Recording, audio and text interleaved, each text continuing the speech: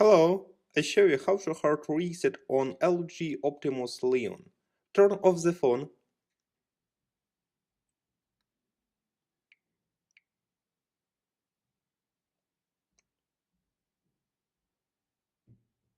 Next, press and hold the power button and volume down key for a few seconds.